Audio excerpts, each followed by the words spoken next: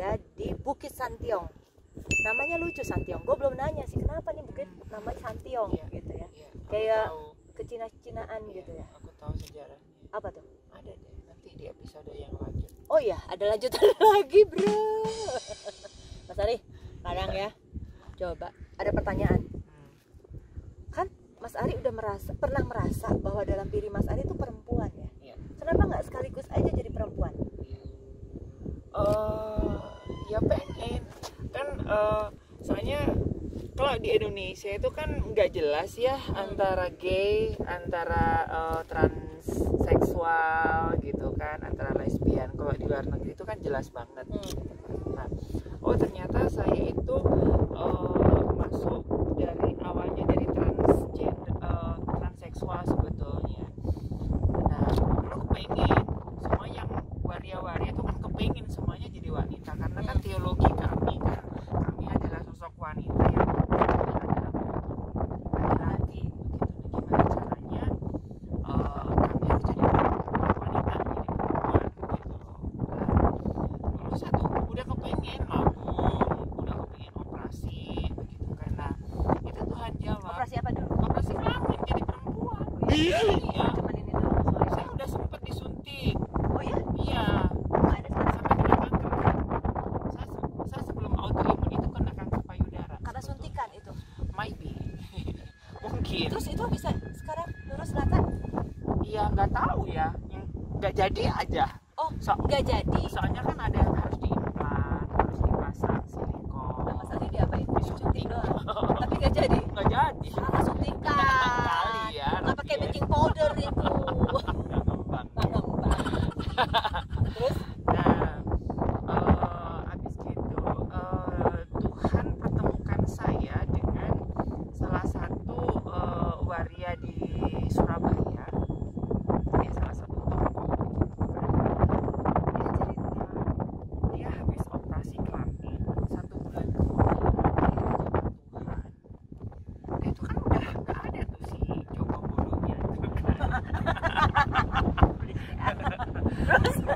dia kan udah jadi wanita, terus tiba-tiba dia kepingin jadi laki-laki, dia itu barangnya gimana, kan udah nggak ada. Nah di situ Tuhan jawab, coba ya kalau saya udah jadi wanita, terus Tuhan jamah saya, terus saya bertobat, terus gimana mau ganti lagi? Nah itu kalau yang apa yang bertobat itu dia nyesel. Ya nyesel lah. Ya nyesel, cuman udah nggak bisa dirubah lagi. Ada aku nonton kemarin di konten siapa itu ya, orang-orang yang ganti itu kebanyakan malah setelah berganti lebih ini ya, stres. Makanya ganti kelamin itu kan nggak gampang ya. Jadi ada 2 tahun dulu di karantina, sama lah kayak kita tes. Oh ya? Iyalah, tes kejiwaan, tes kromosom, tes DNA segala macam bla bla bla bla bla begitu kan. Jadi itu 2 tahun. Karena banyak yang habis operasi ganti kelamin gila. Iya betul. Itu. Aku dengerin gitu betul itu. Nah, betul itu harus dites dulu. Ntar kalau misalkan udah oke, dia udah hormon wanitanya kebentuk, dari psikologinya memang dia wanita. Nah, sebetulnya yang parah itu kan organ seksualnya laki-laki, dia dipaksa untuk jadi wanita. Itu kan semuanya kan dipotong. Dan itu membuang 70% gairah. Betul. Jadi begitu habis dia jadi wanita, ya udah kayak gedebong pisang lagi. Ya, kayak mati hidup katanya. Iya. Dan nggak ada rasa menggebu-menggebunya. Sebelum ganti kelamin. Kan, iya. Kalau nggak suntik payudara masih mending kali ya. Masih oke lah. Iya katanya gitu. Soalnya kan kelaminnya nggak diapa-apain. Iya. Gitu kan, dorongan seksualnya kan dia masih bisa rasa. Tapi ketika itu sudah dipotong, direkayasa jadi wanita, itu kan nggak bisa rasa.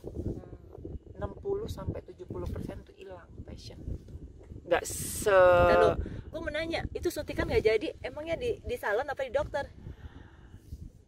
Kalau salon gagal, di salon lah zaman dulu kan. Makanya kan bahaya kan, yang sampai petat-petat dulu, apalagi zaman silikon. Untungnya saya baru 2 kali ya. Untungnya 2 kali. Nggak jadi lagi. Nggak jadi. Kanker lagi. Nanti Puji ngomong-ngomong Tuhan. sama gua kalau kayak gitu. Harusnya ke Thailand ya. Untung saya belum kenal Thailand. Iya sih ya. Oke, sekarang semua yang Mas Ari ceritain itu proses hidup, ya kan? Dari iya sampai sekarang pun ya Mas Ari boleh ngomong deh, katanya dari sepanjang kita kalau ngobrol Mas Ari selalu ngomong nggak bisa kalau dibilang itu bisa sembuh total langsung seketika blok gitu loh. Semua harus berproses gitu. Nah Mas Ari, kalau misalnya Mas Ari sekarang aku bilang kasih pesan kayak gitu ke orang, mungkin gitu ada yang lagi nonton ini dalam persimpangan jalan, atau ada yang ngerasa gue ini sebenarnya apa sih gitu, di W apa di P gitu loh gitu, atau yang ngerasa bahwa dia selama ini selalu dibully karena dalam diri dia juga nggak sadar, tapi itu yang natural dalam diri dia gitu. Mas Ari boleh ngomong dong gitu. Ya damailah dengan diri kalian, aku itu jangan denial, jangan ditolak begitu kan. Ya udah akui semua perasaan gitu kan. Ke siapa? Ke diri sendiri, ke diri sendiri dulu. Nah habis gitu carilah orang yang bisa ngerti kita gitu. Nah dan juga orang yang dewasa ya, akhirnya tanpa harus dengan cemeti, tongkat, gada dan segala macam, dengan sentuhan-sentuhan yang saya tadi bilang gitu, kita akan dibukakan. Oh ternyata sebetulnya orang-orang LGBT makanya itu kan rata-rata dibilang orang sakit. Gitu. Kita kan juga ingin sembuh, karena kan kita juga nggak mau. Nah ketika kita nggak dapet itu tadi apa yang sebetulnya luka segala macam kan, nah carilah orang yang bisa gantiin itu. Jadi ada komunitas yang positif. Sampai sekarang pun saya juga belajar untuk jadi laki-laki. Kalau deket-deket komunitas sama LGBT lagi gimana? Saya hanya sebatas mengikuti perkembangan, karena saya kan juga harus bisa ngejawab ya. Saya tidak memihak dan tidak mengejas. Soalnya saya ada di situ. Soalnya ada banyak orang yang ngomongin tentang LGBT karena dia tidak pernah ngalami LGBT. Makanya kan pedes banget. Enak aja lu ngomong gitu. Nah, itu sebuah proses. Tapi kan saya harus ikutin trennya mereka, perkembangan mereka. Tapi untuk masuk dalam komunitas mereka saya enggak. Soalnya kan saya kasarannya saya udah di atas. Orang di atas itu akan gampang jatuh, ditarik ke bawah. Jangan mencobai diri sendiri. Jangan mencobai diri sendiri dan jangan ya kalau saya kan jangan malu. Apakah dengan penyakit autoimun ini Mas Ari ngerasa bahwa untuk berpetualang lagi? Oh iyalah, ini hidup saya terakhir. Karena dokter saya bilang bahwa saya harusnya mati 2017. Karena itu sudah nggak mungkin hidup. Ada apa di 2017? Itu saya udah imun saya cuma 4. Normalnya? 400. Hah? Yes.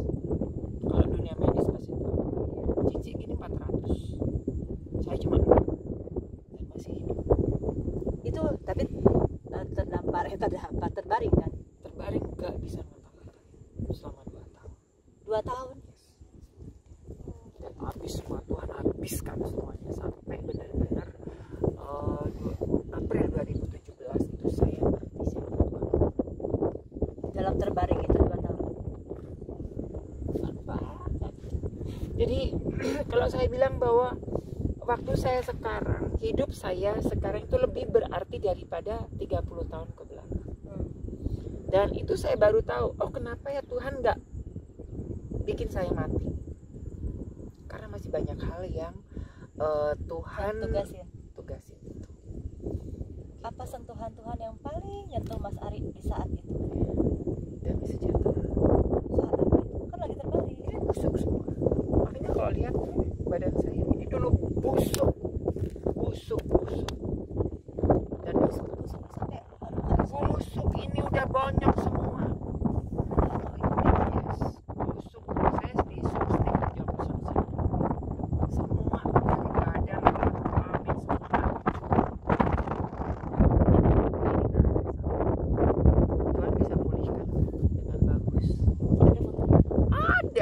Dikasih ya. Ada. Itu pun juga nggak sengaja. Ada teman saya ngingetin, ih masa sih artis kukunya begitu baru. Oh iya ya. Itu kuku saya tuh tinggal separuh. Sekarang Tuhan kasih pulih dan itu nggak mungkin loh kuku yang copot dari awal itu nggak mungkin bisa. Apalagi dengan usia menengah. Ini badan. Nah, ini dulu hitam sih. Ya, setahun nggak ada. Itu waktu di mana itu? Di Tasik. Apakah waktu ke Tasik itu dalam rangka juga menghindari di Bandung? Saya ikutin tadi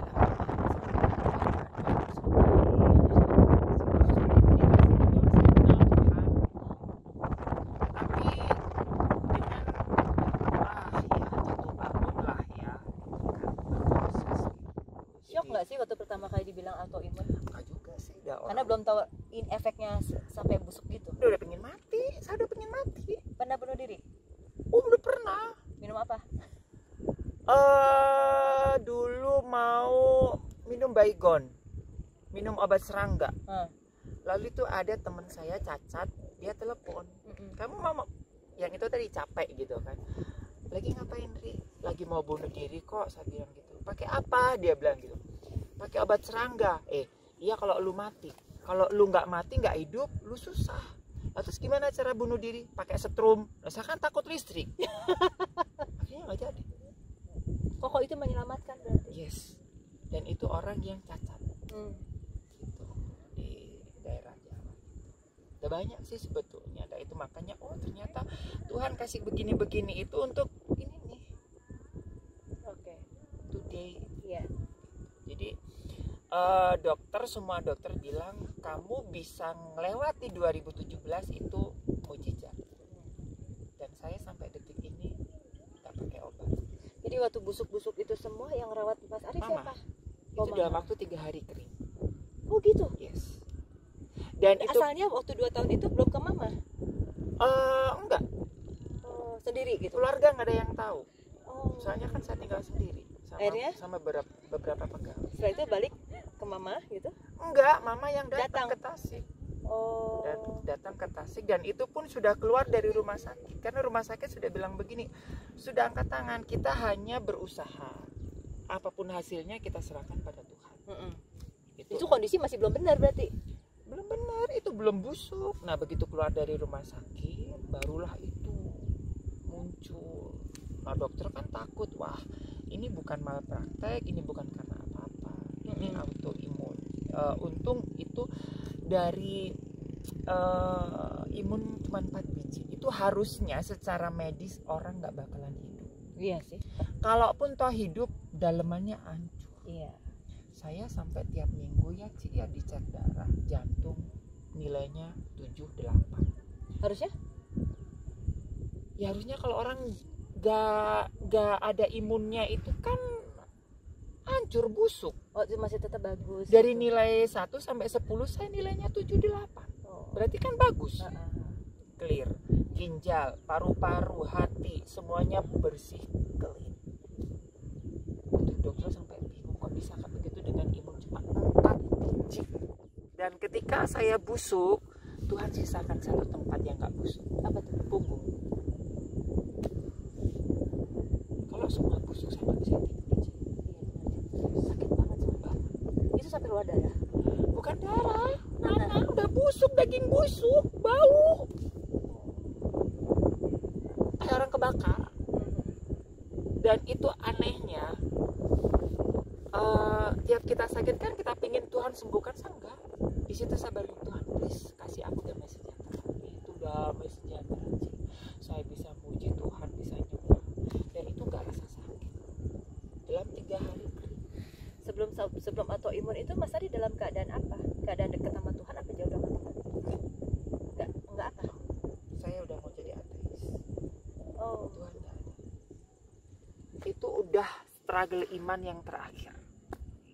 Gereja nggak mau tahu, teman-teman nggak mau tahu. Saya udah nggak bisa duduk 5 menit aja saya udah pingsan. Dan imunnya nggak ada, saya nggak tahu ini sakit apa saya sebetulnya. Gitu. Nah, pulang dari rumah sakit ke rumah, itu siapa yang ngerawat? Sebelum mama datang. apa mama langsung datang setelah keluar Mama itu? saya kan koma 3 hari di rumah sakit. Oh sempat koma. Iya, itu mah udah dibawa ke sorga kemana, tapi udah Oh. harus balik pulang lagi. Iya 3 hari itu kering, nggak sembuh. 3 hari itu kering. Nah setelah 3 hari itu kerjaannya mama nyobakin kulit. Yang kering itu. Itu bulan April, Mei, Juni, Agustus saya udah kerja. Kehadiran mama berarti pengaruh gede dong. Aduh. Jangan mama, aku nangis. Kenapa? Pasti dalam banget ya hubungannya ya. Enggak sih, mama itu orang yang paling gua benci. Kenapa? Ya kami tuh kepahitan sama si mama gitu. Tapi justru itu juga struggle-nya orang tua gitu loh. Jadi orang tua udah gini ya, ini anak yang paling baik, kenapa sih kok dikasih kayak begini gitu. Mama itu nggak pernah nangis di hadapan saya. Jadi dipikir waktu itu saya tidur, jadi dia doa. Mama Sari dengar doanya dia. Ya denger lah, saya kan nggak bisa tidur. Nah, Gitu. Jadi ya di situ struggle-nya mama. Dia bergumul dengan Tuhan. Saya udah mau kehilangan iman kan.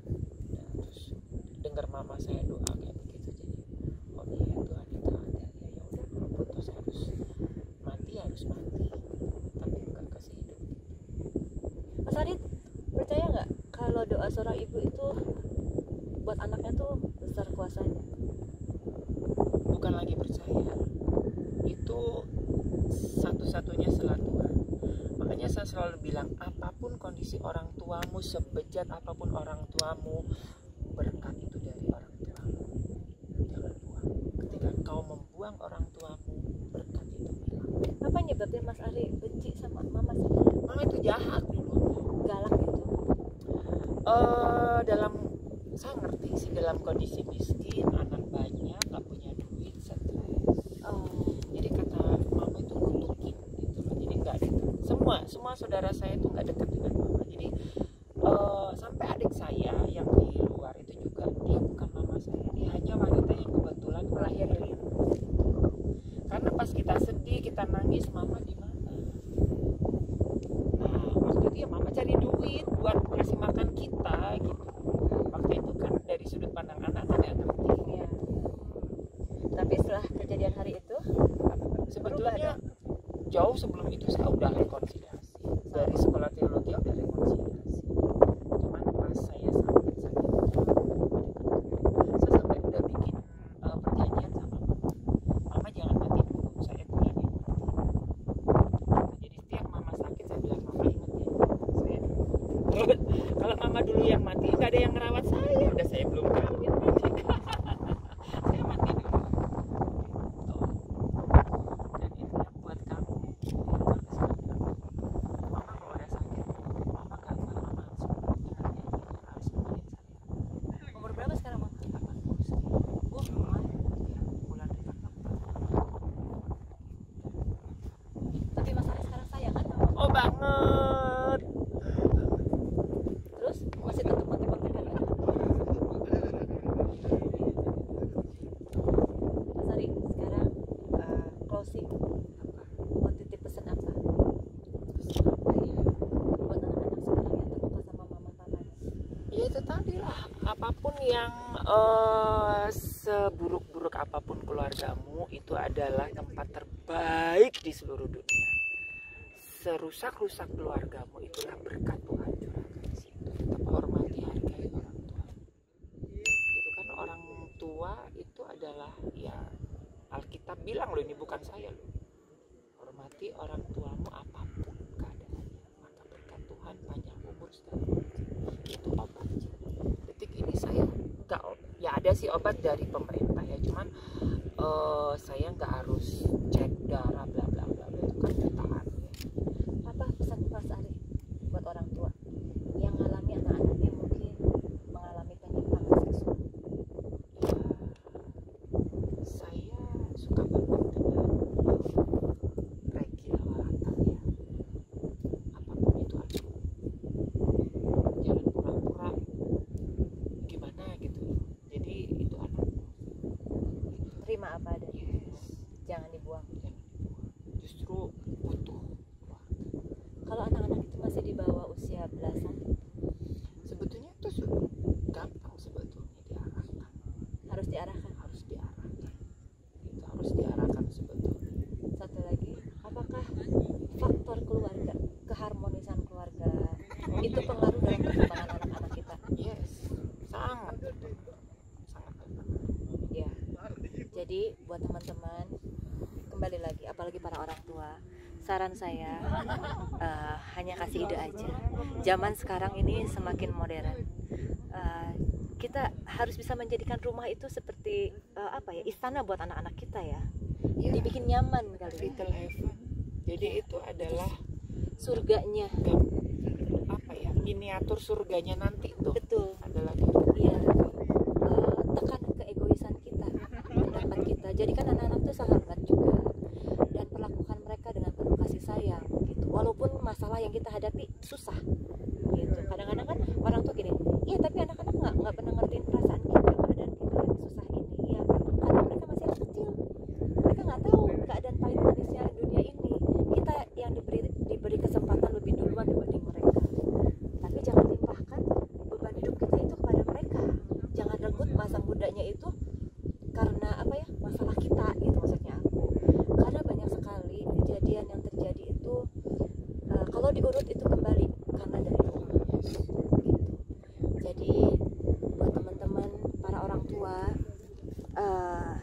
mari berusahalah untuk menekan egois kita, menekan segala masalah yang kita hadapi itu jangan dilimpahkan kepada anak-anak kita gitu. Biar anak-anak kita melihat bahwa papa mama kita adalah orang-orang yang hebat. Di tengah masalah yang besar mereka masih tetap ingin berusaha untuk menyenangkan dan menjadi contoh buat anak-anak gitu. Ya, kalau misalnya teman-teman mau curhat, mau konsul, boleh ke IG aku, Foni Purnamasari, Foni_Purnamasari ya, nanti ada di bawah ini. Terus mau kenal Mas Ari juga ada. Mas Ari itu terkenal dengan Doro Ketir gitu ya. Dia itu selain penyiar, dia sutradara juga. Terus dia produser juga. Nah, dia tuh produser di bidang radio ya. Jadi kalau bagian kesenian udahlah dia jagonya lah gitu. Dan akhir kata dari kami berdua, kami hanya ingin cerita ini bisa menjadi inspirasi. Kami ingin cerita Mas Ari ini bisa menjadi kesaksian yang bisa mengubahkan seseorang yang nonton saat ini gitu. Dan semoga apa yang Mas Ari bagikan ini bisa menjadi satu acuan atau menjadi pandangan yang lain yang selama ini lagi mencari jawaban atas hidup.